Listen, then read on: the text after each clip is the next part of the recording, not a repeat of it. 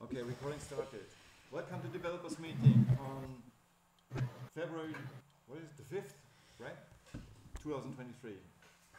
Idle, your stage. Yeah, okay, sounds good. Welcome everyone. Fabio, let's start with you. Okay, perfect. Hey guys, following what I showed you last week, so this week I've been focusing more on the ROS and the containers, and I've been working also with David on the background subtractors algorithm. So I changed the characteristics a little to accept to change the parameters on the fly, so it's working. And I'm working with David now, so we can get the better parameters for Vibe and for WMV and for the others. Wow.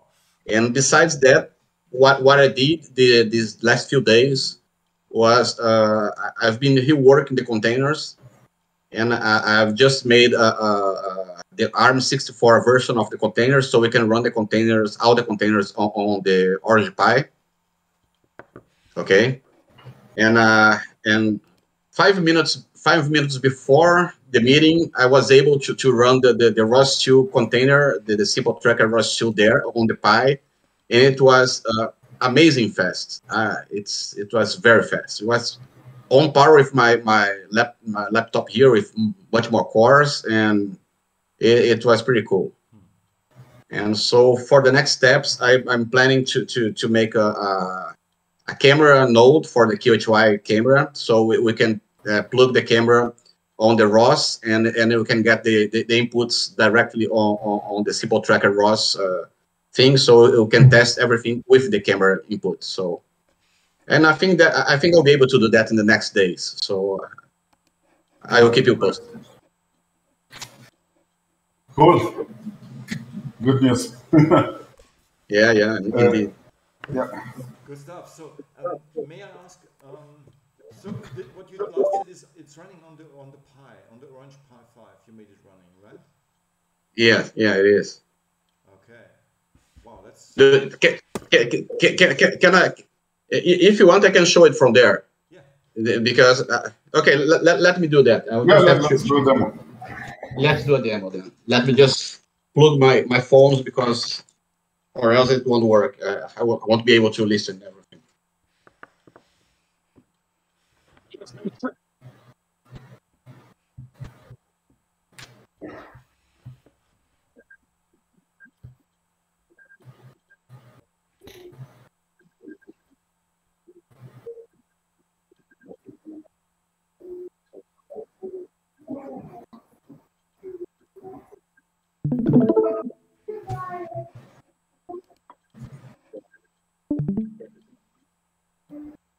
Yes.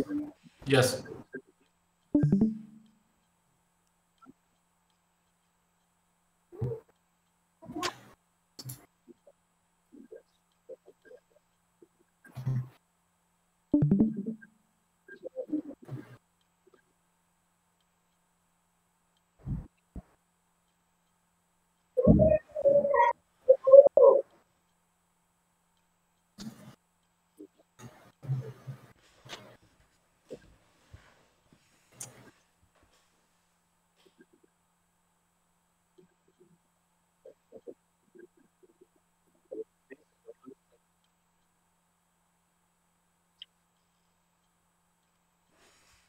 So, this is simple tracker running on the Pi, direct stream from the cam.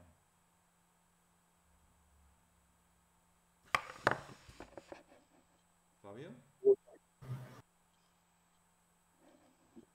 Yeah. Oh, I have to get in again.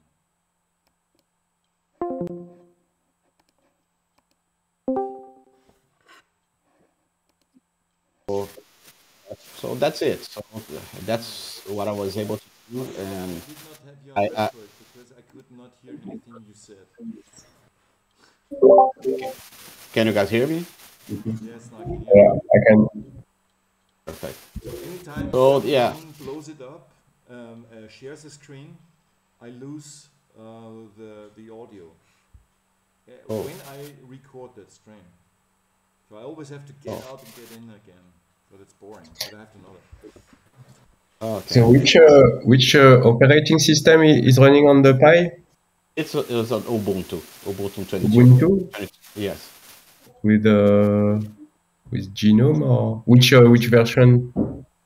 It's 22.04. 22. Okay.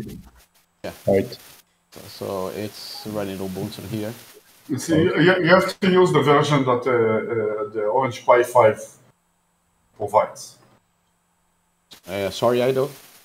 No, I'm just saying there is a downloaded Ubuntu version specifically for the Pi 5. Oh yeah, that's true. Yeah, I can share with you guys the link directly to download the version for Ubuntu. Yeah, the normal will not work, and they still normal, didn't. Yeah. They catch the one that's optimized for the actual board. Yes, with their own kernel, exactly. Yeah. Yep, that's. So that's it. Everything was running directly with the ROS2 here. I will just switch back to my main computer here. Okay.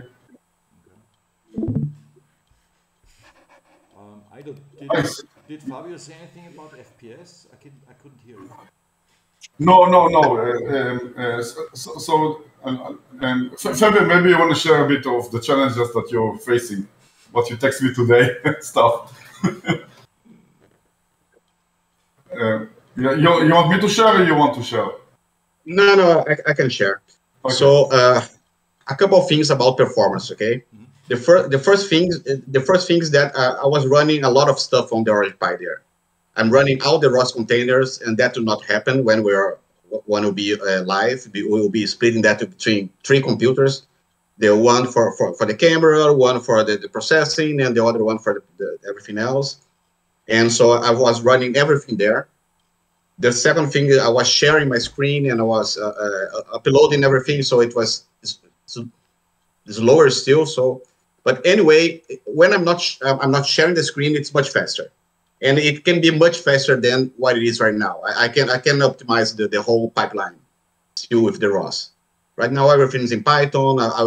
Maybe we'll create some of the nodes in C++ or anything like this, so it will be a little bit faster.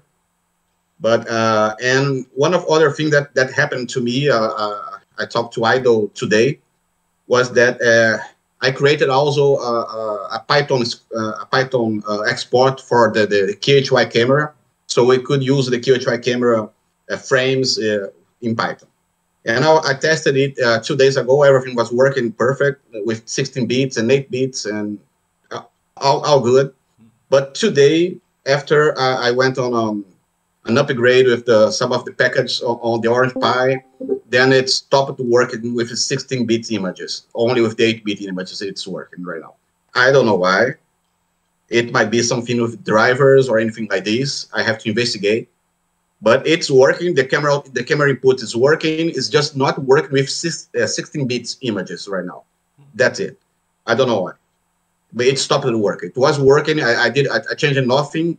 I only did an upgrade with some of the packages, and it stopped working with 16-bit images. I don't know why. But that's it. Other than that, everything is running smoothly, and Mike is helping a lot. And that's it. That's it on my side. Okay, cool. I can probably give a small update on my side if that helps. Yeah, go ahead. Yeah, so I don't really have anything to demo because it's not really very interesting. But I have got the a monitoring node now that exports Prometheus compatible data to Prometheus. So there's a node with a little web server in it that and that basically exports currently it's just the tracking state. So just if tracking is occurring, how many tracks have happened, that sort of stuff. So it's very basic, but that's working. It was just tough to try and figure out how to get all that stuff working, but that's why it took a little bit longer than expected. But But yeah, so that's the one thing. The other thing is Fabio and I found the issue that Lionel was experiencing a couple of weeks ago, where the tracker was running incredibly slow. Fabio experienced that as well, and I think in my opinion, it's something to do with the QoS settings for when you subscribe to the third-party video player node. So I just removed those QoS settings, and it seemed to work fine after that. I don't know why, but so that was just a message for Lionel, just to say, mate, if you want to give it another go, and let me know if it works for you. So And that's pretty much it, really. so to try it, I just need to pull the main branch, or is it on a pull request? Yeah. No, just pull the main branch. It's all in the main branch. Yeah. So we merged all that stuff in. So yeah. So yeah, just grab the main branch. Okay, I'm switching PCs, so I haven't had time for this weekend yet. No, that's fine. No, And I that's have fine. The main thing was to do, but I will do it this week. Yeah, no, that's cool. The Give it main thing another was just try. to let you know that I think we've addressed that. And yeah, if you could just whenever you're ready, whenever you have time, if you could just confirm or if it's been fixed. Okay. On my side, I was also looking in that direction.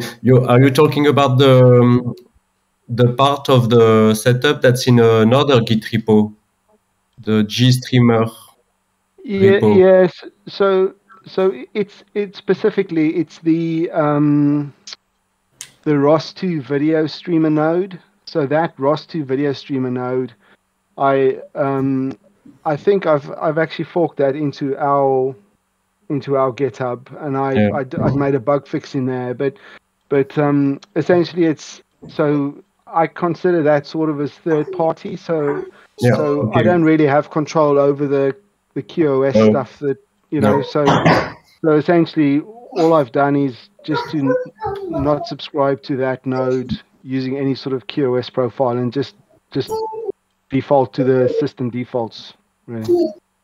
Yes. I was also investigating this and just subscribing to frames from this node, and I'd get a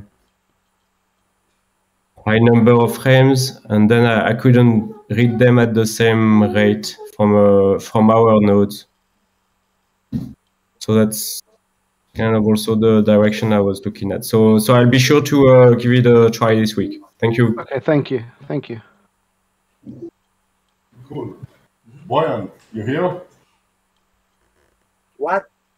Yeah. Some updates from you around the focuser will be good. No. I have problem with camera. Trying to fix camera.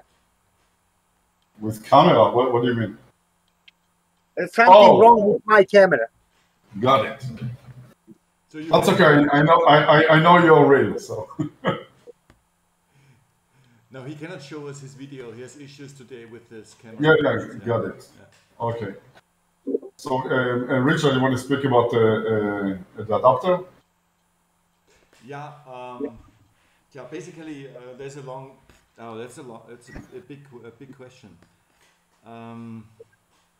So I have a list of developers who received material, let's say hardware, either 3D printed or electronic equipment, and somehow I lost track of everything. So I know who shall receive what, but I'm not sure whether everyone already received what they are supposed to receive. So I think it's not good to do this now because it takes more time. I think I'll handle this in the Hangout channel, and maybe I'll give you a screenshot and you just can say, write me a DM and say, yeah, that's what I got, and or I already got this, and this is not in transit. I received something like this. But I will do this in the Hangout. It's quicker than here. So I got the Pi in the mail yesterday. Okay. And I just now saw the direct message from Oliver about the table stand that was remaining. So I would be interested in that. Okay. The mount adapter for the QH183. Yeah, the carrier. Yeah. Yeah. I don't know. So we have to ask Oliver. yeah. I think he already sent it to you. So when Fabio already got it, I can see. So Yes. it should be on the way. Yeah. Oh, a black one, black on black. So I got this from Brad. This I printed, but it's not good. Yeah, I mean it's okay for like I can put it outside, and my plan is to put it outside as soon as possible. That's where. So guys, the carrier is not meant for going outside. It's a part that is just intermediate that you can work on the desk with it. Yeah. No, I'm speaking about this. I'm speaking about this. Let's speak about the adapter. So the adapter is available on Google Drive for download. Version is 2.5, and yeah, it should be. We tested it on several printers, and next even Bojan is going to test it on a resin printer. And Wayne, did you have new prints on the adapter, or are you still waiting for the camera to arrive? You're muted? You're muted. Wayne. I mean, I can print more if you want me to. I was kind of waiting to make sure they fit. I did get that new plastic from that Green Tech plastic. I did get 5 spools of that. I have that here now. Okay. So I can print one and ship it to somebody and see if it fits, or I can wait till I get a camera and lens and make sure it fits, however you want me to do it. Why not try one print and take your measurements? I mean, you have a caliper and check with the model. Oh, okay. Yeah, I can do that. I mean, the camera is on the way. Tommy, can you hear me? Yep. Oh yeah. Could you manage to send a camera to Wayne? Is it? Yeah, I'm waiting for the Pi. That's why I asked you the other day when was the Pi going to show up, because I want to ship them together. Ah, okay, of course. But I guess it'll show up either it was tomorrow. It was, yeah. I think it was yesterday. It was still in Austria. So. Well, once it gets on a plane and gets to Memphis, it'll go directly to Memphis. So I bet it'll be here by Tuesday. Okay. So then Wayne, he's going to send you. So it takes another couple of days. So maybe end of the week. I'll print one of them. I got a print going right now of something else, but as soon as it's 99.7%, it'll be done in about 2 minutes. When that's done, I can, right after this meeting, I'll print one. All right. So Richard, can you send me the material that you sent to Wayne? I'll try to get it also. I have to tell Oliver. Oliver's in charge for this. Okay. Or get in touch with Oliver and ask him, please. Okay, I'll ask him. I think there's a link in the chat, in the one chat, to Hangout or 3D prints or something. Because he sent it to, or maybe it was a private. I guess I don't remember. Yeah. Okay. I'll take it. I ordered it from Europe. I mean, yeah, I think. But it came here really quick. I was kind of surprised. Okay. Interesting. But it's 800 gram spools instead of kilo, so it's kind of expensive. But. Okay, maybe you find similar material in the US. But it's just the idea that Oliver wanted to give you that material that is from his point of view. I'll print with it. Compare, you bet. Yeah. So, about the camera, because you guys built your cameras yourself. Okay, you take the QHY and the adapter and the mic key and you mount them together. The way you do it is documented on the web, in a documentation paper that's on one hand on the website. This is more or less the rough version, where it is only described on one page how to make it, and Christian did another PDF. I think it goes almost to 20 pages, where it goes in very much depth of how to do it. But don't worry, it's actually very easy to do. Okay, because I already gave several people the link to the website, so please go to the website and documentation and find your link and help yourself, please. And if you find issues with assembling the camera, then please come back. Tommy, you want to do a YouTube videos of assembling it? Wait. Well, wait. I thought Richard did that. I'm sorry? I thought Richard already did that. Oh, you did it, Richard? No, not I. Christian did it, I think. Or Christian intended to do it. I'm not sure. Yeah, Oh, Christian. camera. Okay. I'm sorry. I thought you were talking about the. But I totally understand Christian when he goes in depth, because he also explains why and so forth. But basically, it's just six screws, yeah. And you can't do it wrong, because there's only one way to put these screws in, and there's only one order to do it. So, excuse me. We will always find a way to do it wrong, and we'll always find a way to do it even better.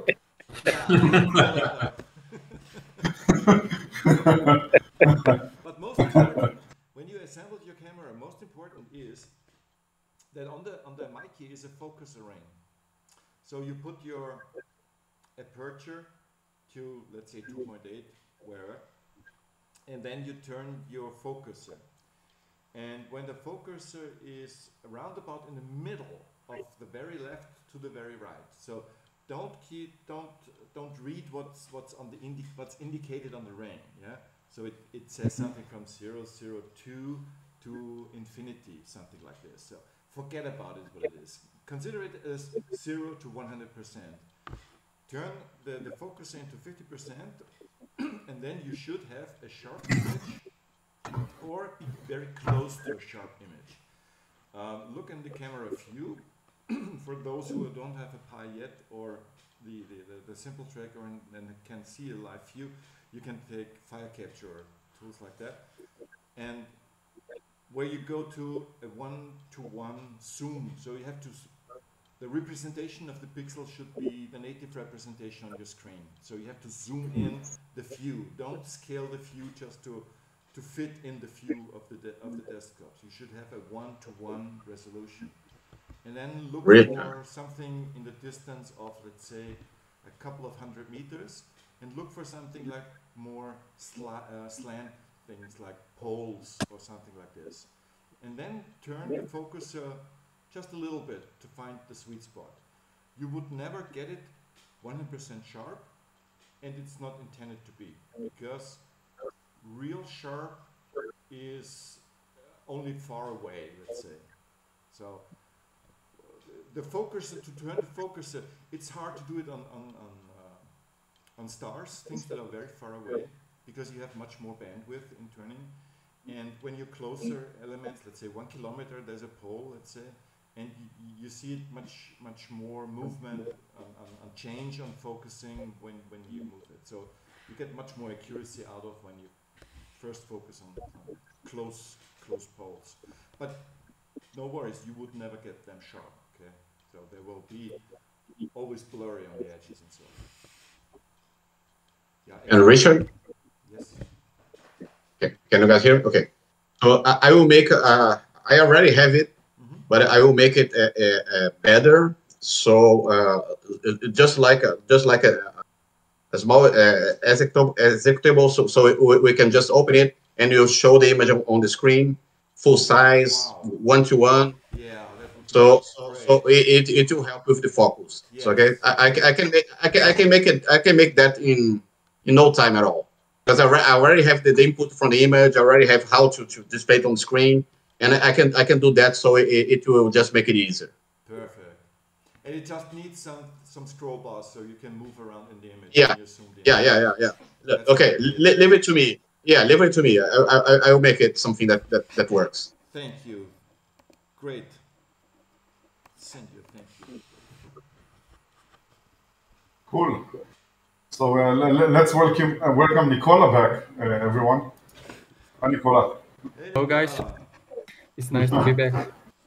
Yeah, you want to share a few things, maybe to the new people that joined that you don't know yet?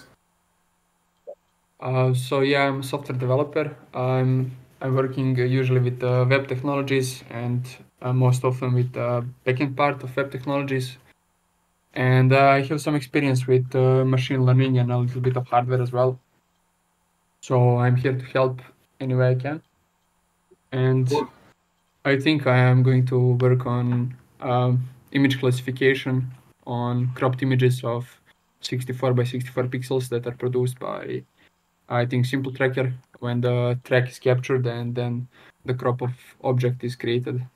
So at first I'm going to create like CNN plus multilayer perceptron to classify it, I don't know, in some class. At the beginning I will work with the mock data set where I have a lot of training data, and later on I will try to use Sky360 dataset for birds and planes and whatnot. When I have this kind of model that works on a single frame in installation, I will switch to working on a different approach where we process time sequences of flying objects. And I think it will be like also CNN network to extract the features from the pictures, and then I will use these features in transformer architecture to analyze like a time slice of features, like in few seconds. And my current idea is like to see what's the optimal time frame to capture like signalization from the airplanes and bird wings flapping in air. So because if I focus only on 5 frames, then it might not capture entire cycle of aircraft signalization or something like that. So I will play around with that. Cool. Well, welcome back. Yeah, thanks. Hey, Nikola, did you see by chance the last videos where Yannick demoed Yannick and Lionel demoed both, more or less, the result of the kinematics analysis where the probability is given around the tracker? Did you see this video? I did see it on Discord. Yeah. So the idea is also that the kinematics output is giving us kind of a probability. So when it says that's a bird, so it says not only it's a bird with a probability of. Do you consider this as doable? Yeah, because I'm gonna take the highest score of the classifier and display that on the screen, and this is also the probability. Okay. So yeah, can you remember that we once did, I think, 10,000 images or so, or 10,000 videos, where that we let tag by assistants. Remember the material? Can you repeat? 10,000 images of what? Yeah, or 10,000 videos. I'm not sure whether it's images. Cropped images of events, birds, planes mostly, and yeah, whatever. Tracks separated in a series of frames, series of images. Series of frames and tagged as from humans. So I think we have. Oh, they are on G drive, I think. They are. First of all, they are on G drive, and yeah, I was not sure whether you were aware of the material that exists. Yeah, I did check the G drive and I saw a lot of pictures. Okay. So I will start from there, I think. And if I don't find enough data, I will download Simple Tracker and request videos. Yeah, either request videos from the training material we have. We have, by the way, one. I think it's a 4 terabyte disk in circulation. I think it's at the moment it's in Scotland, but David. Good old SSD. Yeah, it's a new one. It's not the SSD you know of. It's a new one. Okay. I've been thinking about this SSD. Do you have that No, I don't have a full copy of dataset, but I was thinking about creating a peer-to-peer mechanism for sharing the dataset between the developers. Yeah, we made it a simple way. We just sent it by post. Send the drive. Okay. There is this new. Just a second. I just saw there was a new app. Oh, Nikola, I'll speak with you in private around that. Okay. But there is a new like file share. They came out with version 2 that allows you to send any file size that you want between like. IPFS? No. It's not something that is blockchain. Okay. It's peer-to-peer. It's peer-to-peer, but it has security in it, and yeah, a lot of cool stuff. I need to find the name. I wrote it somewhere. Yeah, send it to me. I will read it. Yep. They just released it like this week. Oh, nice. Yeah, I didn't get a chance to look at it.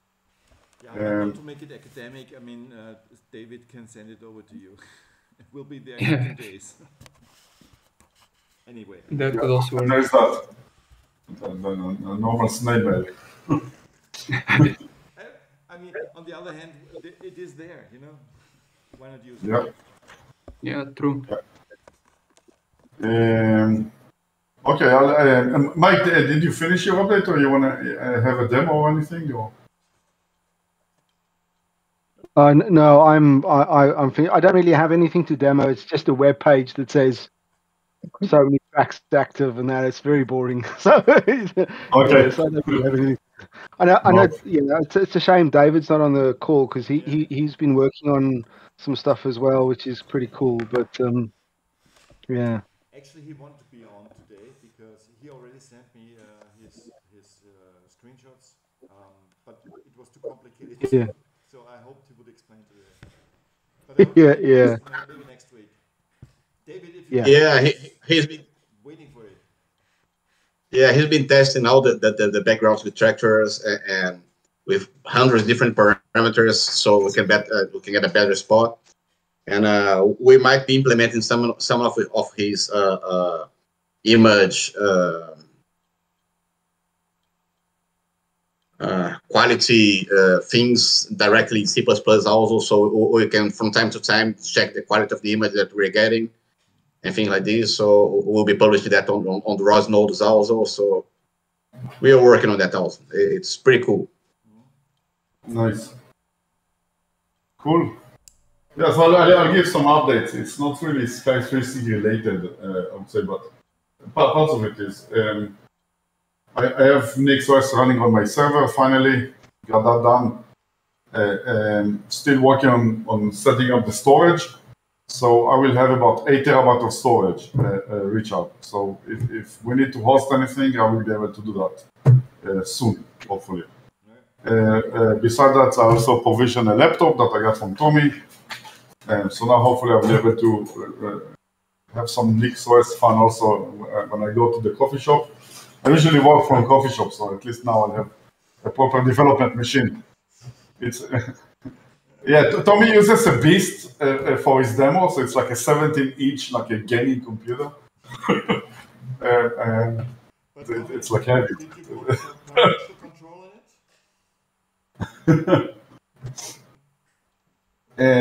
But I did a lot of contribution this week to NixOS around Python packages and AI. You know, so that gives me at least a better understanding of how to write a Python package in NixOS. So I will be able to package everything we have for NixOS, right? And so this is more related to the the task post Docker, right? When we go all the way, to operating system and configure everything with NixOS with the image, yeah. So I'm getting far better understanding there. I have about 6 pull requests now for packages, and I did a lot of work there. It looks simple eventually, but to learn, because there is no documentation how to do that, it was a lot of like looking and finding other packages on how to do it right. It wasn't straightforward. But that at least gives me a better understanding of how to build now the QHY SDK for NixOS, which that's what started me on this trip to begin with. So I'm close there. I already know how to do the UDEV rules. I just need to learn how to do the patch for the installation, which hopefully I will find a committer to help me with, because I still don't know that specific thing. Yeah, everything else should be fine. Yeah, that's for me. Last time you said something that we're waiting for an acknowledgement from NixOS to put a library into the branch, in the top branch.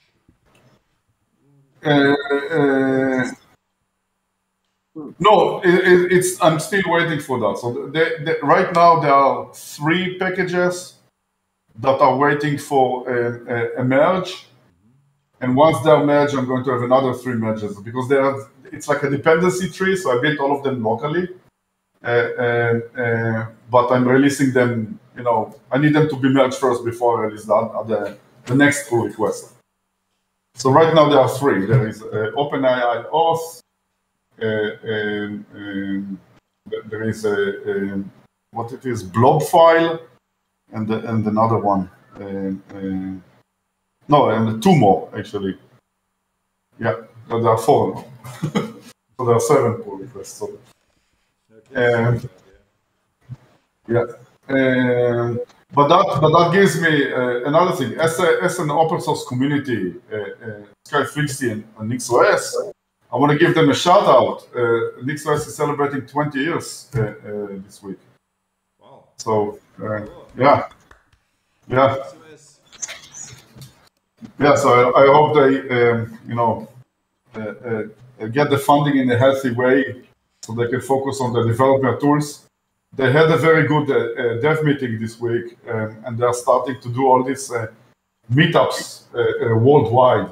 Okay. That I hope we kickstart a lot of the dev tools effort, because I think right now that's where the biggest struggle is. But again, they are going to focus on that more and more, so it's nice to see that. What's also nice, there are people establish actually companies around NixOS and helping with that, adapting it into the sector. So that's the industry. So that's beautiful to see. Right? So more power to them. Yeah, so that's it for me. Okay. May I just ask a stupid question? When these packages will then be merged into the main branch, what gives us that? What gives us then? What gives us? No, so it doesn't give anything to Sky360, right? Those packages are just like, I just use like OpenAI packages, whatever, like the authentication for it, and TikToken, which is like the data compression, and like the encoder decoder for the textual data for ChatGPT, as an example, and some other stuff that it depended on. It just gives me more like hands-on experience with what it is to build a package, and the release process, and all of that. Yeah, so I found it. Okay, but I'm sorry? There are 2 parts. One that are necessary for us, for Sky360, and some others that you build along the lines as... Yes, so the way I plan, I set up the server, so we will have, I'm setting it up the server, so we'll have hosting about 8 terabytes. And if you need more, just tell me. That won't be an issue. And I'm setting up the laptop so I can I can work on the SD image and all of that like easier. And the NUC is already set up, so it's now I'm waiting to do updates.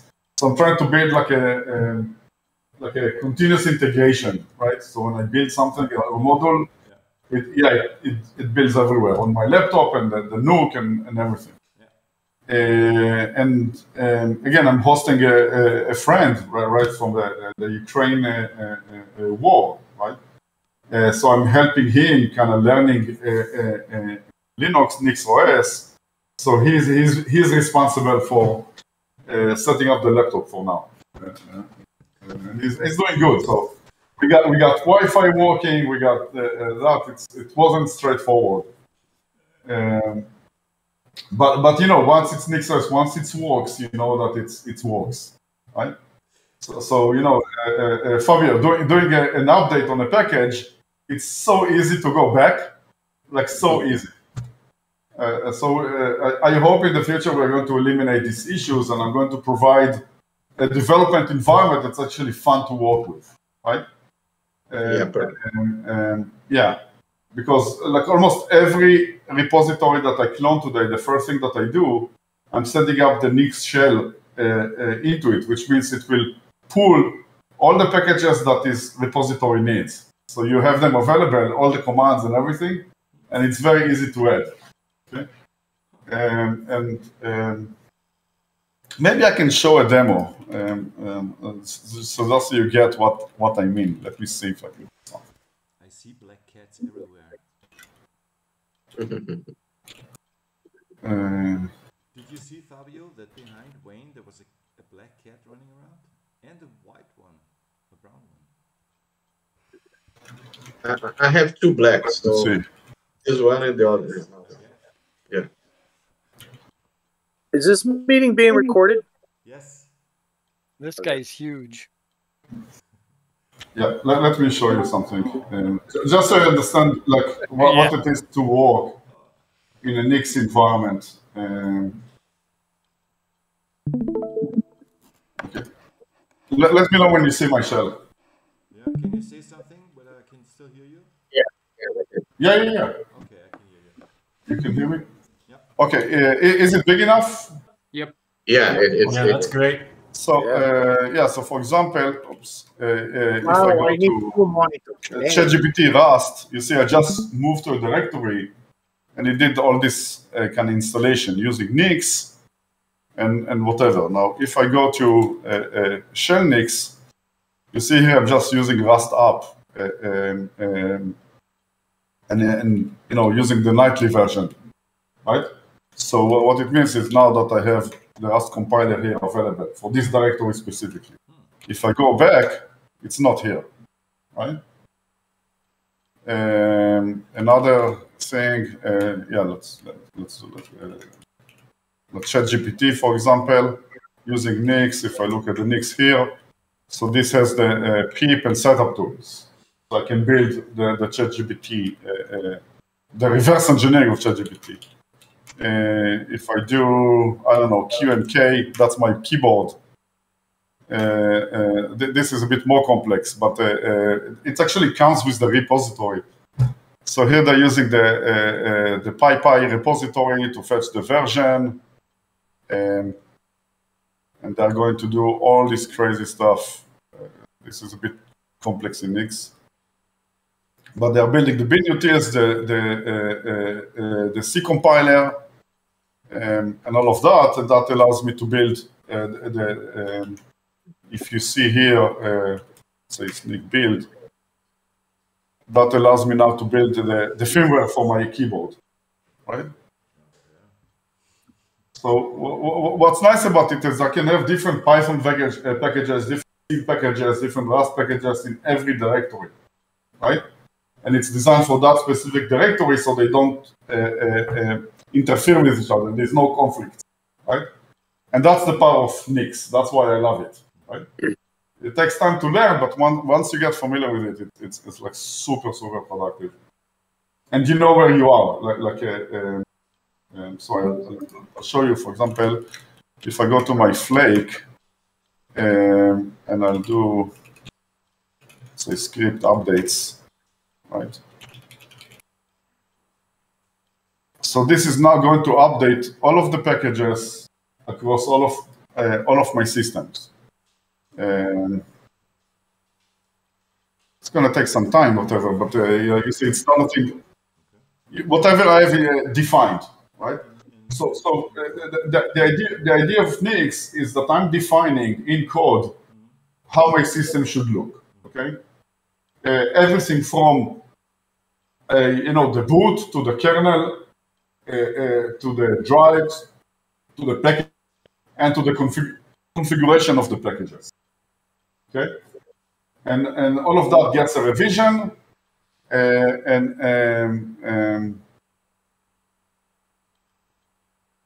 yeah. So this is like a warning that you get. But you see, it's downloading and updating, and if it needs to compile something, it will compile it, and it does everything, right? Yeah, I'll share until it finishes. I'll share another thing that shows something else.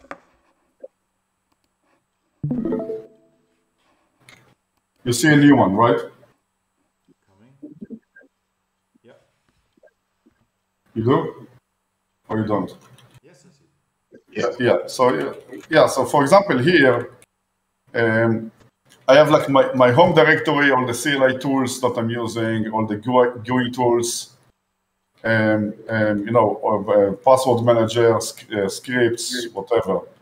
My host, and here is ROS2, for example, that I'm working on. The networking, the Docker, VirtualBox, X-Server, how I configure X-Server, to the system all the way to the hardware. That shows you like the the bootloader and everything else. Yeah. The file system, bootloader, yeah, FE, everything. And you can define the target. You can say do this for an ARM64. Yes. Yeah.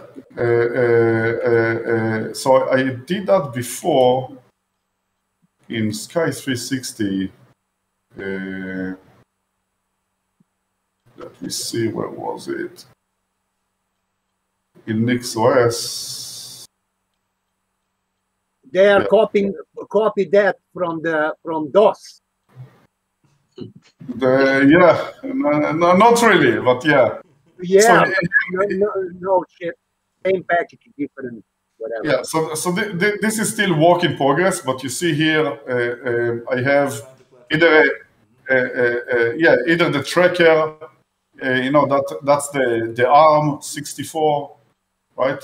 That's the format. That's building the Sentinel, right? On the NVIDIA AGX, but again, still work in progress. Or the fisheye, and then I have the X86 also, either the Sentinel or the fisheye, right?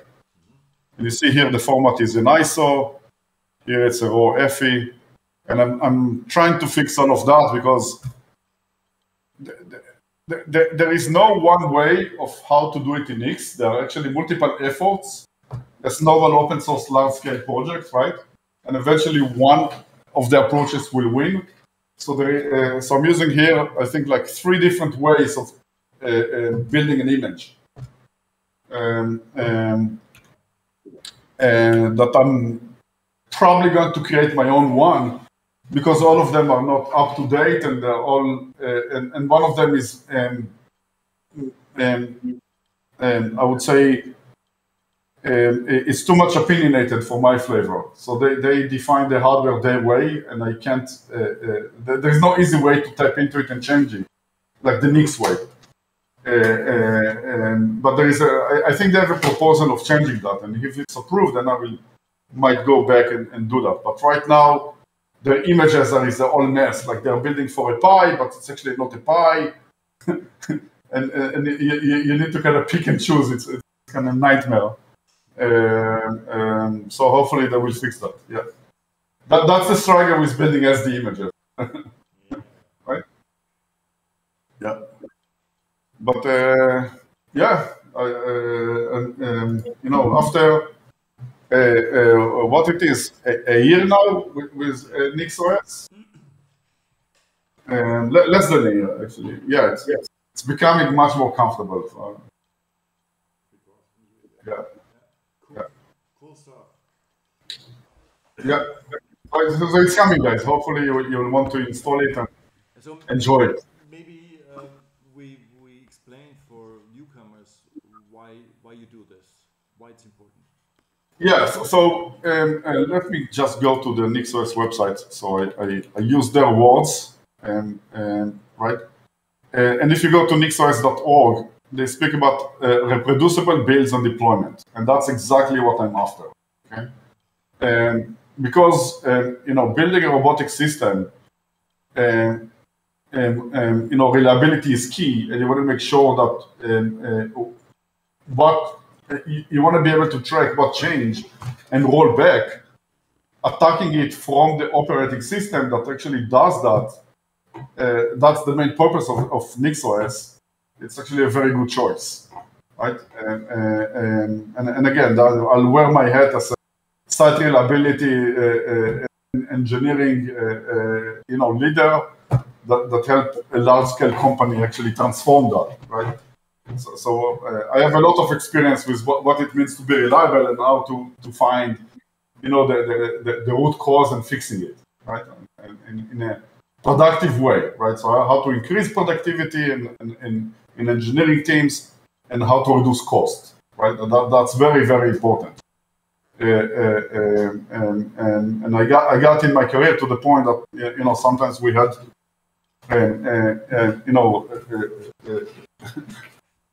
optimizing a scale of like 10,000 computes, right? Just to reduce the cost, and that saves like millions. Believe it or not, building automatic tools to reduce time that you spend on the phone trying to figure stuff out, right? There is a lot of effort. Our common idea is to create this network of let's say 150,000 stations, and such a network needs a kind of a workflow that is stable, so that we can roll out across these many platforms. The idea is that we should be able to update the entire thing remotely, right? What everyone is calling like over-the-air update, right? And to be able to do that with NixOS over Wi-Fi or whatever, that's very, very nice. Also make sure that if it crashes, it's actually very easy to go back one version, right? And everything is working again, right? Specifically when your station is, in the field somewhere outside, right? You want to make sure that it doesn't crash. And if it does, it's easy actually to recover from the crash, right? So that's the idea that NixOS will play here.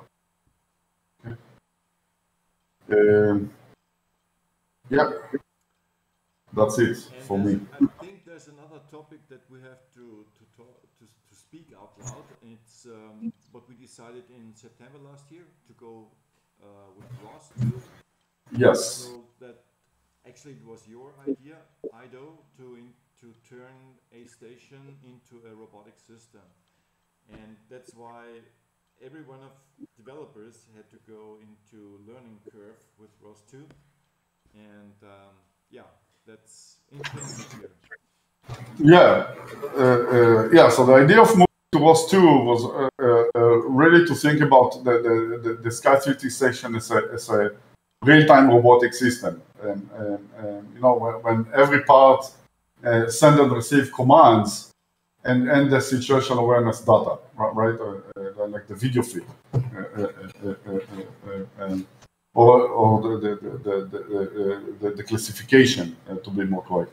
This is also playing really nicely with OpenMCT when we think about our UI as a mission control, right? And that can speak also, mission control can control a single station, but it can actually zoom out and control a fleet of them, right? Again, it's a mission control, so it has that mindset and that capabilities when NASA built it. And those two are really, really powerful. ROS2, for people who don't know, it's actually the second version of a robotic operating system. In quotes, it's not an operating system per se. NixOS is, okay? it's more like a system of systems. So it's a system that allows you to build robotic systems. Okay, and what's unique about it is that they are utilizing an event bus that in version 2 they brought the DDS protocol, which is the Data Distribution Service, and that protocol has many years of experience, you know, in the industry, in real-time industries, everything from you know, airplanes to like satellites to the rover on Mars, whatever. Okay, so that shows the capability that it has with the quality of service that Mike mentioned before.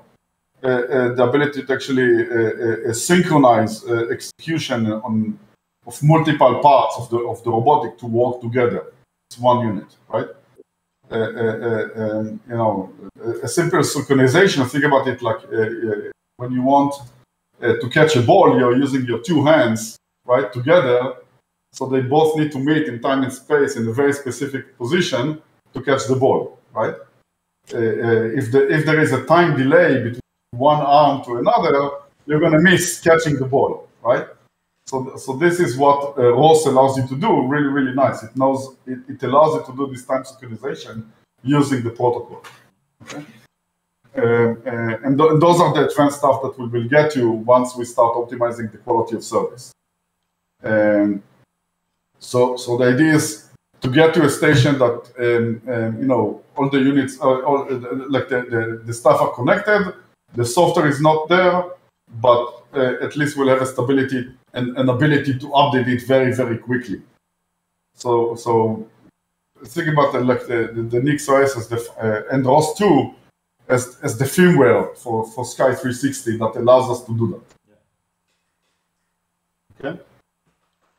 Maybe I know you can describe, because we have here two people, Nikola and Jacques, who both are interested in, or let's say, Nikola interested in image recognition and Jacques, as far as I understood, in machine learning and Python. But maybe you can explain to both of them how the image recognition module of Sky 360 is supposed to work with ROS2. So what is needed on the ROS2 side, and how is the data coming in via ROS2? Yes, let me see if I have. Thanks. I think I played with a mirror board, but I don't know if it's. So we're doing this without GUI done, right? No, I don't do that. I'm sorry? We're doing this without GUI done, right? What do you mean without the GUI? I think we first need to do GUI, right? Okay, I know what Bojan is referring to. We had a discussion before about the user interface. As we have spoken, Bojan, I think it's much, at that point in time, it's much more important that we focus on the car being built than on the dashboard for the car. So yes, the dashboard for the car is important, and it's important that we think along that way, that like people like Rebecca is doing. But at the moment, we do not need it, because it's much more important to get the car running. Oh, yeah. Yeah, so for development and the ability to improve, and because of ROS2, all the data that ROS2 is you know, passing, we are able to observe it. Okay, and there are tools already, like RQT, which is a very basic one, that you can see all the data that is being transmitted on any topic inside ROS2 system. Okay, and what we will do for the UI is actually adapting OpenMCT to receive and send and you know, base all of its time based on ROS2. So that allows us to view real-time topics across all of the OpenMCD components, let's say like a sensor or a video feed or whatever you want to look at, event viewer, whatever. And also will allow us, when you go back in time, to actually speak directly to ROS2, to the record and playback unit, that will actually start feeding all the information on the playback. So we can observe that, right?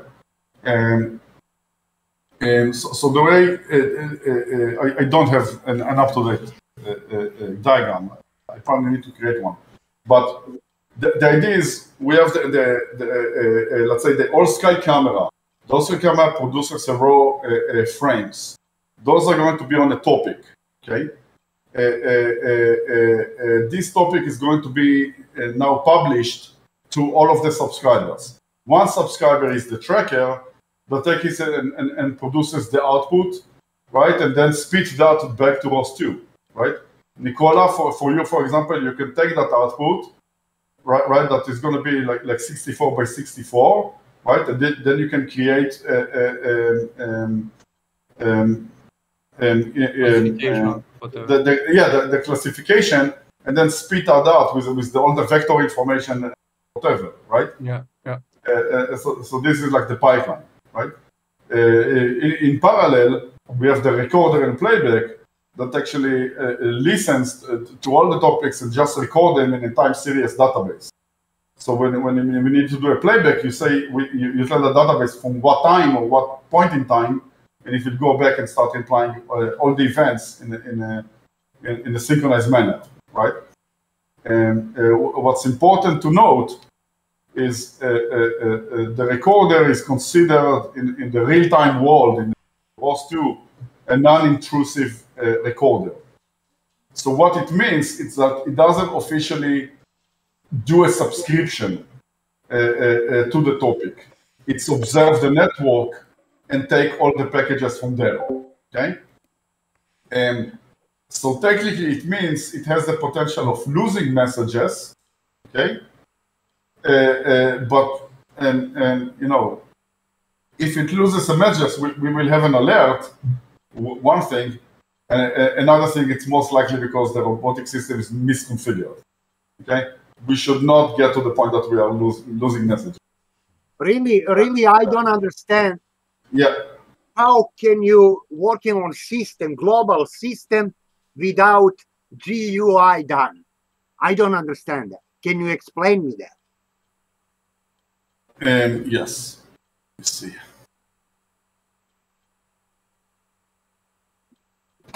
Let me see. 1 second. So maybe during your, while we wait for you, maybe Mike, you can lay out what your tracker is putting out and what kind of a ROS subscription can be put on the simple tracker, so that or what's the type of it? Getting the images. I also have a question regarding, because ROS can broadcast data on topics and it can communicate also via request response fashion. So the request response is on top of the publish subscribe. So pretty much the same message. I'm sorry? It's the same message mechanism as topic. It's on top of the topic. So what a request response, what it means in the when you're publishing, on the publish message, there will be a callback topic. Okay, that will create for that. So pretty much the response is actually published to response topic. To a very created one time. Exactly. Okay. And should I, when making this neural network stuff, should I like create my own topic where I publish the classification results for every frame that I receive? Yes. So I think it's actually a very good idea to look at how Mike built the tracker, because he did a phenomenal job with breaking everything to like ROS nodes, right? And it's also very important to understand the ROS philosophy, which is, don't recreate solutions, like contribute use the topics that we have rather than create new ones, right? And again, it just shows you the effort that they are putting into the ecosystem of building robotics, right? And yeah. Yeah, I have a question. Just so the relationship between ROS and let's say the Prometheus Grafana kind of ecosystem, right? Yeah. Because it seems like we're getting. So I'm not familiar with ROS, so just give me that leeway. So it seems like it's able to get data streams from places that you're defining at a certain point, right? And I'm just confused as can we eliminate the need for Grafana and Prometheus with just using ROS or no? So just a second, lost my earpiece. So it's important to understand, okay? ROS2 is about the robotic system, right? Grafana, it's a tool about monitoring, and you can say monitoring the robotic system, right? Now, and last week we discussed with Rebecca. I wish she was here. When we had the questions, like, there is an overlap, right? Because obviously we can show graphs on OpenMCT and we can show everything that Grafana has inside of OpenMCT, which is true, right? But when do you use what? When I will say let's use Grafana, or when I will say let's use OpenMCT, right? Now, this part I understand. I mean, I understand the difference between OpenMCT and Grafana Prometheus. Like that's very clear for me. It's just with ROS, I'm because I'm not familiar with ROS. Yeah. So think about it this way. ROS, in the end of the day, it's working on UDP multi, right? Sorry. Can I quickly jump in there quickly? So, Jacques, if you think of it as ROS2 is like a distribution computing framework almost. So it allows you to run these things. So it's almost like what Kubernetes does for containers. You know what I mean? It manages a bunch of nodes that you write. Yeah. So it's just so it's not an operating system per se, but it's just that it more manages the communication pipeline between nodes, and it gives you like a framework that you utilize to make distributed computing very easy. Understood. Thanks. Yeah, it's I would say it's even more than that because it's a runtime environment for your node. Okay. So when Kubernetes actually has no idea what's underneath a container, ROS2 knows everything. It actually manages the memory for you. It manages the performance for you, right? Yeah, no. So I was just giving a Billy basic. Sorry, man. I was just giving. No. That's good. Now, even with ROS2, right? When something fails and your node is not running for whatever reason, you still need to be able to monitor it, right? So you will want another solution that allows you to do more debugging and monitoring, and that's where Grafana and Prometheus come into place, right? Like we wouldn't want to contaminate our ROS pipelines with logs.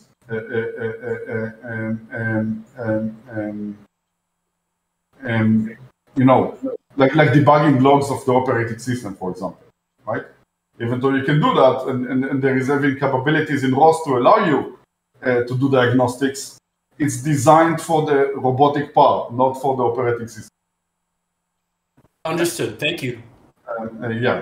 This is going to change drastically. The will become embedded, okay? Because now it becomes your operating system. So if you had a ROS embedded solution, I will tell you, you probably don't need Grafana at this point. Just use ROS and diagnostics, and then build your diagnostic tools on the other side using ROS.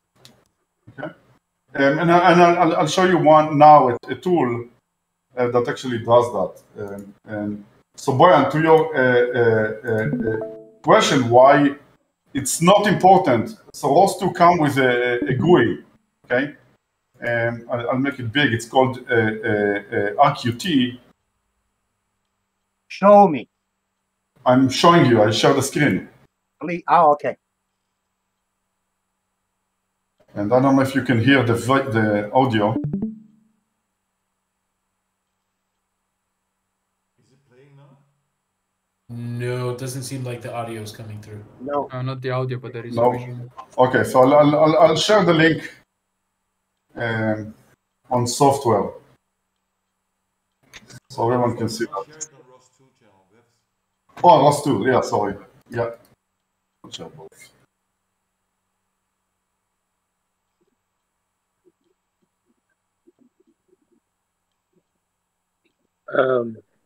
That's kind of hard to see, but Put the link in the. Oh, never mind.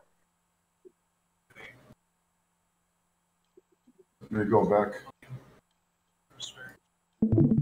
Yeah, sorry, I don't know why. I need to fix the audio sharing. no worries. So what is the bottom line?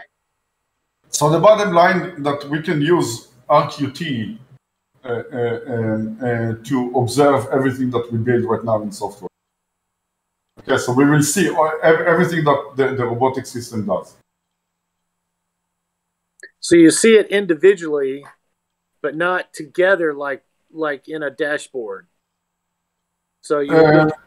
Yeah, it's a debugging.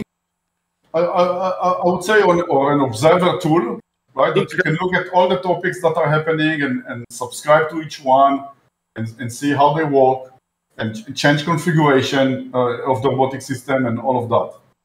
But it's not a nice UI that is designed for like observing the sky. No, I think that the purpose is to optimize the system at the end. Yes. Yeah, agreed. It's not for the end user or shiny or so. Right, right. It still allows the developers to move forward before that the actual end user GUI is completed.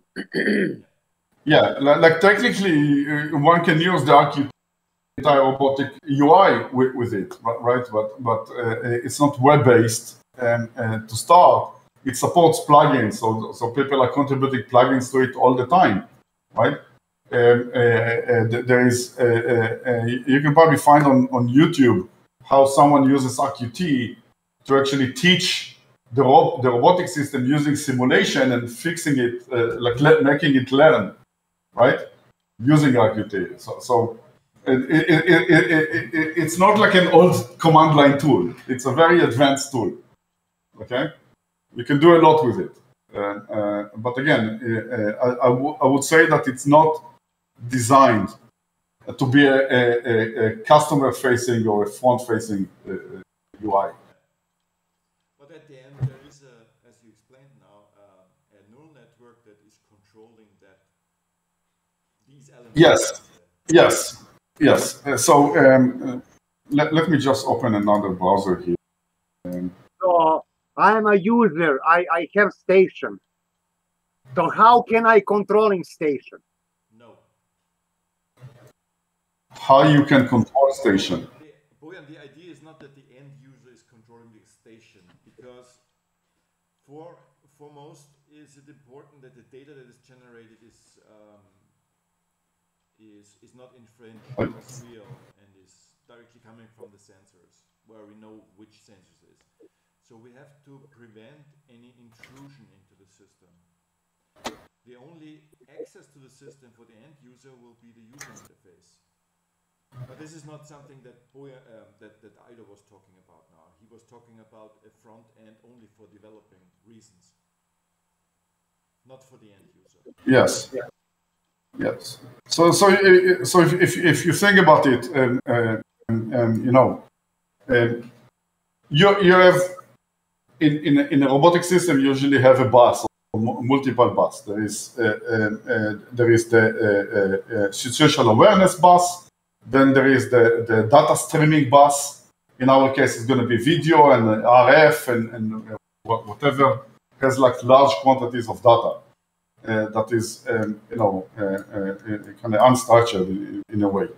So, and then if you speak about real-time system, then there is the real-time clock bus, right? That you need to give everyone so they are all adapted to the same clock, right? So if you want to say, I have 5 cameras and I want to take a snapshot, and you want to ensure that all of the cameras are taking the snapshot at the same time, you have to synchronize the clock. And I'm not speaking, you know, just the time of the system of each one of them. I'm literally speaking about, you know, the waveform that the sensor gets in order when to starting to capture the image.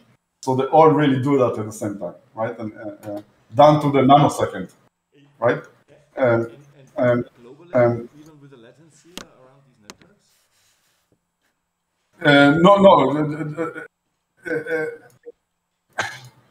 So yes, you can achieve that globally, even with latency. If you consider schedule ahead, something like this. Yeah. Let's say in 2 seconds or so. Yes, exactly. So you can say the coming frame will be like that. Yes, exactly. You'll be able to. Yeah, it's super difficult. I don't know anyone that tried that, but that will be doable. Yes, that is very doable. Microseconds probably more than nanoseconds, but yeah. Now.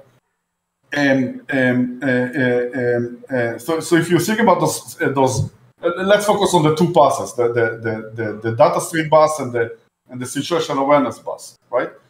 The mission control, like the UI, receives both of them, right? AI receives both of them. Can you tell the difference? What is situational awareness and what is data? Yeah. Okay. Data stream is raw video, raw RF, all the raw data that you have. Okay. So I'm speaking here about usually around you know, 10 gigabit and up, right? Yeah. Like a large massive data.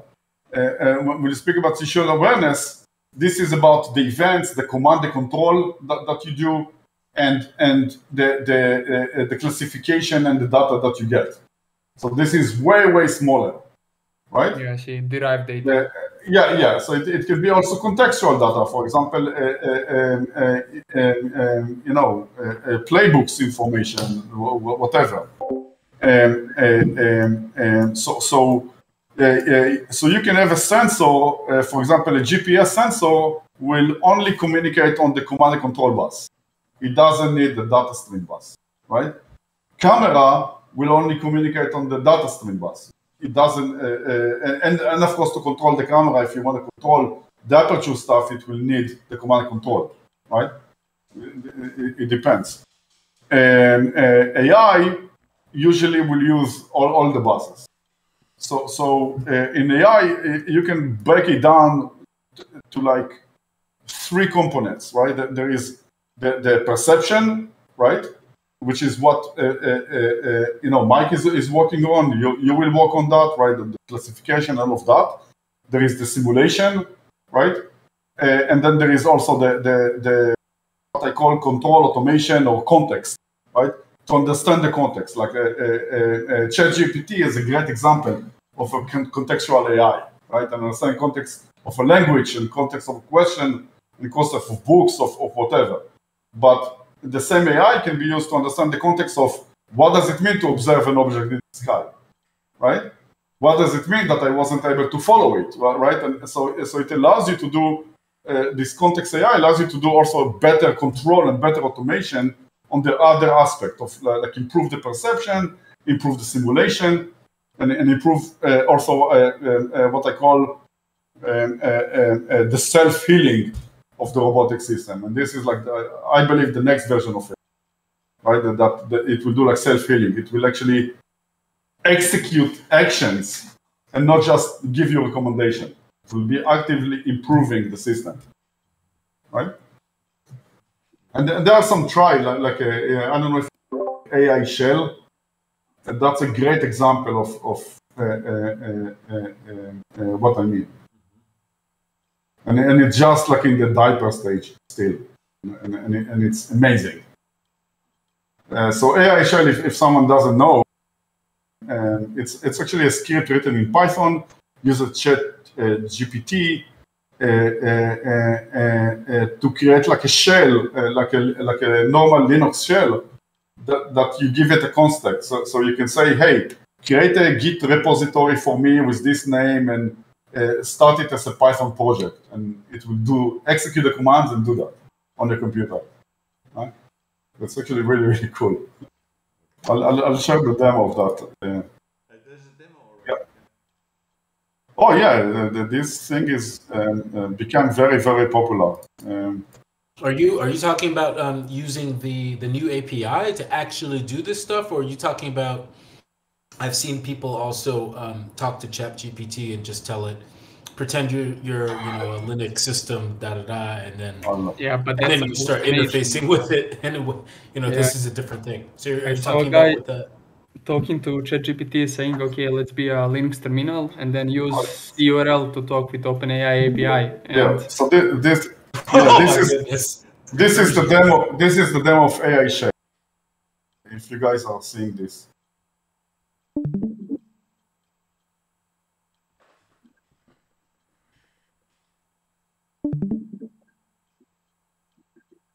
What is going on? Can you explain? So he is saying make sample readme with project name hello world and initialize with Git. And he executed the commands and you see the Git commit. Right? Purely done by AI. So the guy's asking ChatGPT a question and it's responding the way it wants it to. No, it's actually executing commands on your shell and writing code and creating Git commits and all of that. Yeah. DevOps in panic mode.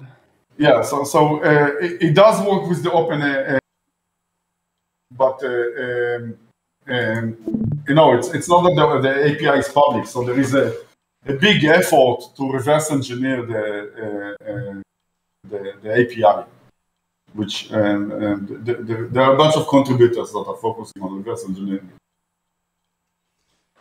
Yeah.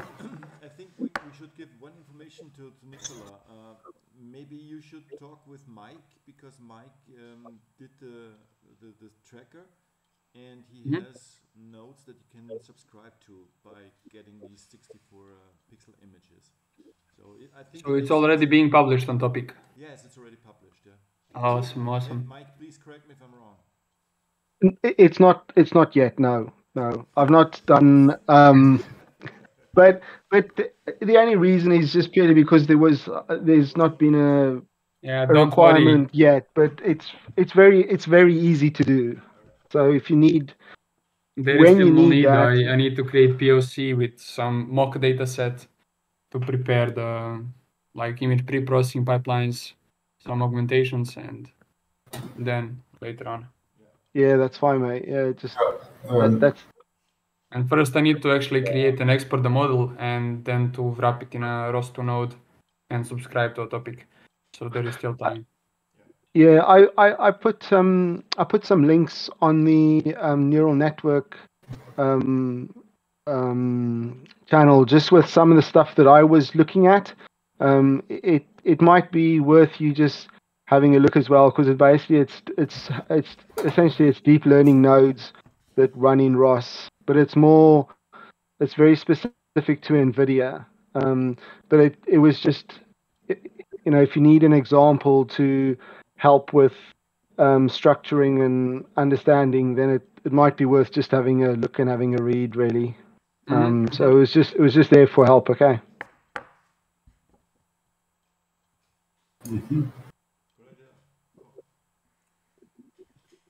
So Jacques, by listening to what was spoken, any ideas where you want to head to?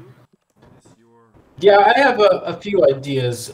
So I just ordered two Orange Pi 5s, 16 gigs, because I know that's what the requirement is. So maybe if I get some information about which camera is being used, then I can help with. Sorry about that. Hold on 1 second. Yeah, that's my daughter. Yeah, it does. Often. So yeah, if I can get some information about the cameras that's being used, maybe I can help with development in some effort on that end. The other thing that I was thinking about doing is maybe helping out with the Grafana Prometheus implementation. So those are the two areas that I'm. Oh, that would be. Yeah, if you want to have a stab at some of that stuff, that would be awesome. If you know, if you maybe want to have a go at the Grafana and the Prometheus sort of stuff. Yeah, I mean, if you want to, yeah, if you want to try that, that'd be really cool.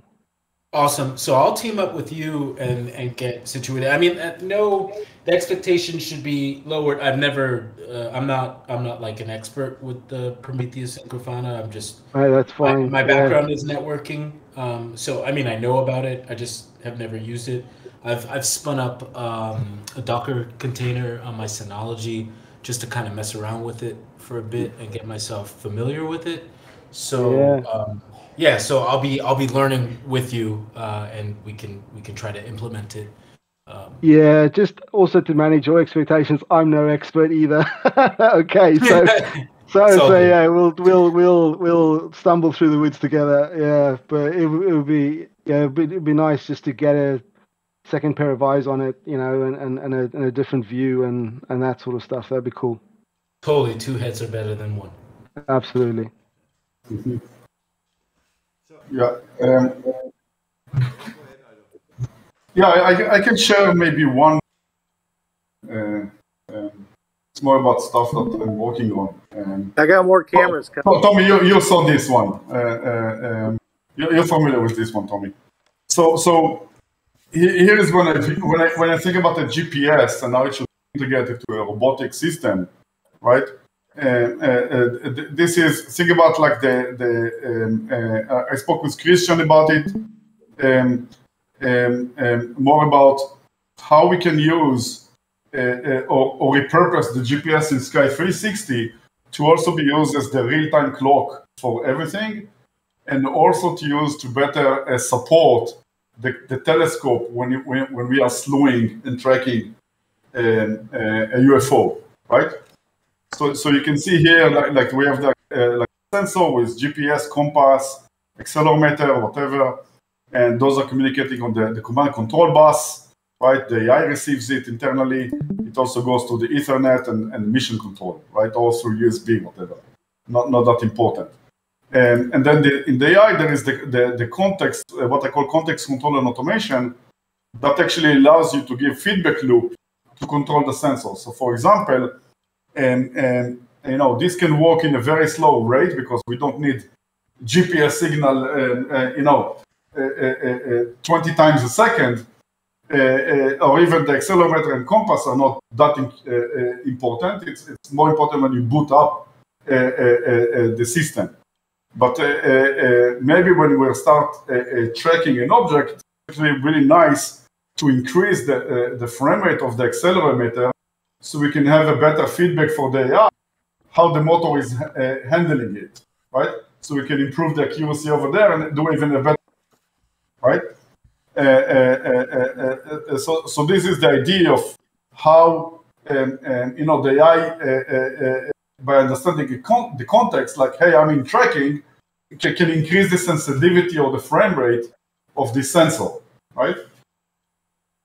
So to better support physical tracking, right? So again, yeah. Okay, so this is one example. Hope it makes sense. If you have questions, feel free. I have, I've asked for 10 more cameras, so we should have some more showing up. I'm waiting for them to reply tonight what the ETA is on them. Okay. So they got them in stock in the US? No. I mean, there might be one or two guys. Well, I mean, I looked online and there's literally like two guys I think have one. So I just decided to go back to QHY and get 10 more, especially for the discount that we're getting. Yeah, cool.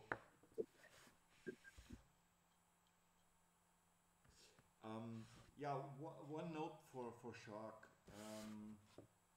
I would suggest that it's a suggestion, okay? That you come close. Damn, my English today. So that you go on Discord the next days and check the respective R&D channels and maybe get yourself up to date what's going on in image recognition, in whatever topic you're interested in, and then come back next weekend if you can, if your family allows to, and then we do an onboarding, meaning I need your credentials, your address, your telephone number, and so forth, and I will add you to our platforms. Okay, so let's do this. Perfect. That sounds good. A little in a slow motion at the beginning, because we want to do it in the future in a kind of a slow-mo, because we had people coming on and say, yeah, I want to be a developer, show up one time, we give them all credentials, and they didn't show up anymore. So that's why No, yeah, I understand that. Yeah. You got to have the proper onboarding situation. Yeah, yep. True. I'm totally sure that you are a serious developer, so it's more establish, okay? It's nothing personal. So no, 100%.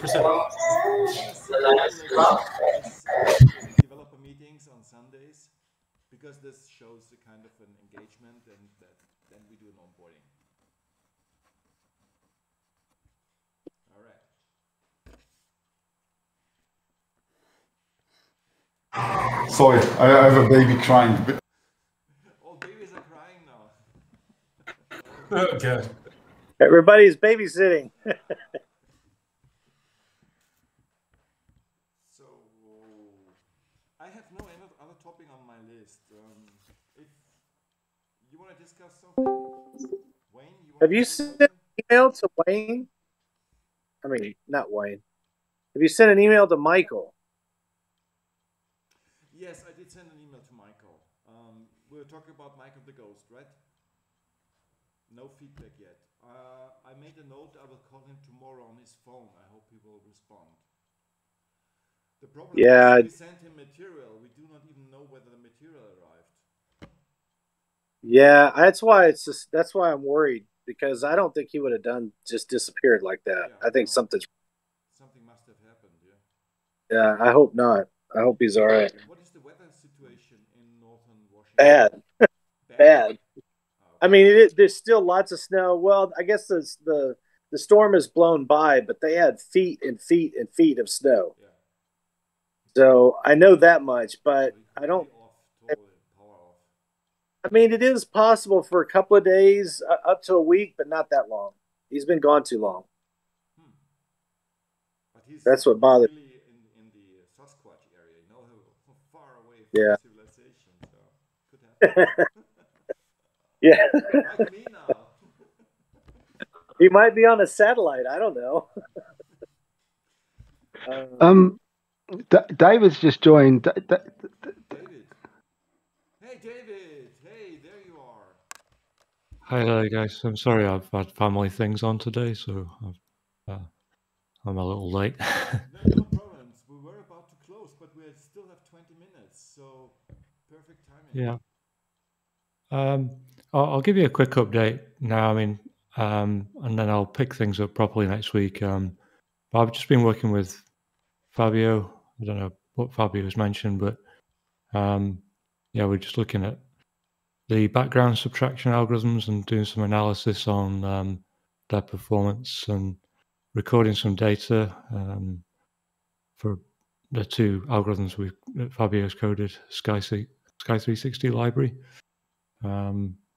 But yeah, it's been useful to kind of look at them in detail, and my plan is to continue doing that this week, and then maybe write up a little report or something about what I find, and then maybe present it next week at the meeting. So I'm sorry I'm not in the position to do that today. But I mean, I've made a lot of progress doing it, but I just not.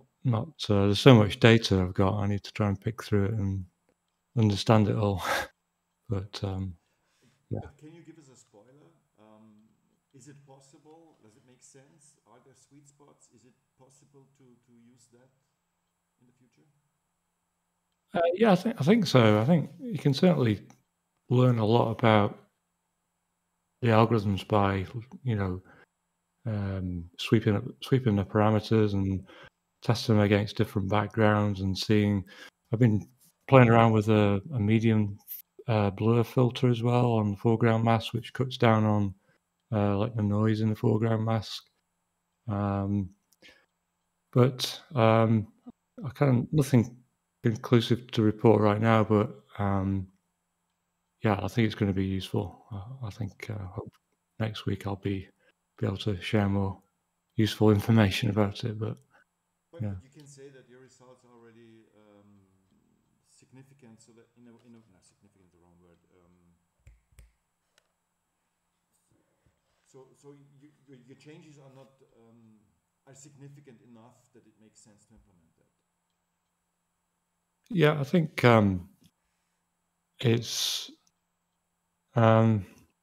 just kind of understanding where the algorithms how they work and under different conditions, I think, and trying to look at linking it to cloud cover, that cloud cover algorithm we've been using. So if we know what the cloud cover is, maybe then we can determine what the best parameters would be or best threshold to apply on the background subtraction algorithms. But I also want to compare the Vibe algorithm against the WMV, the weighted median variance one, just to see. And also been talking to Fabio as well about potentially implementing another algorithm. There's one that was in a journal I found. It was fairly recent, and it looks to be quite promising. You get getting high FPS on some of the edge devices. They were using this background subtraction algorithm, but they're on some really low resolution, so we're not really sure how it scales to high resolution. So, but again, if we have that coded and maybe play with that one as well, we can compare the three and see where we lie. So your idea is not only to have one background subtraction and adjust the parameters to various weather situations, light situations, but also to match various background subtractor and use a particular background subtractor for a particular weather or light situation, right? Yeah, I mean, I suppose this sort of analysis could lead to that conclusion, where you might find it better to switch algorithm rather than to tune an algorithm. But probably at this stage, I don't really have a firm answer on that. I'll continue investigation, and then once we've got all the data and done some proper analysis, I'll present it and see what you all think. And but I think really impressed with Vibe, actually. I mean, and the performance of Vibe. Fabio's done an amazing job with those algorithms and really speeding them up. So yeah, but yeah, I'll come back to you next week. I'm hoping to have it all done by next week. Perfect. Thank you. Thanks. I think it's I explain it loud because maybe there's no context for others who see that now. So the thing is that when you have a camera that's put out, a Fisher camera that's put out in the outdoor, it's put out to all weather situations. You have over the run of the sun of a day, you have different light situations, and then overall you have the atmosphere with a lot of various and varying weather situations. And what David is working on is to find out what kind of background subtractor works best for what weather situation, and then also what parameters work best in what weather and light situation. And this is, from my point of view, it's very significant to do this, because if we would go only with one background subtractor and fix that for one parameter set, it would be neither fish nor meat. So it would be never perfect for the current situation. So that's why I think it's very important that this job has been done. And that's why, thank you, David, for taking that. No, thanks. Hopefully it'll be useful. Absolutely, it will be. So, hey guys, we have 10 minutes. Shall we, anything social or about cats and dogs, or shall we roll it up for the day?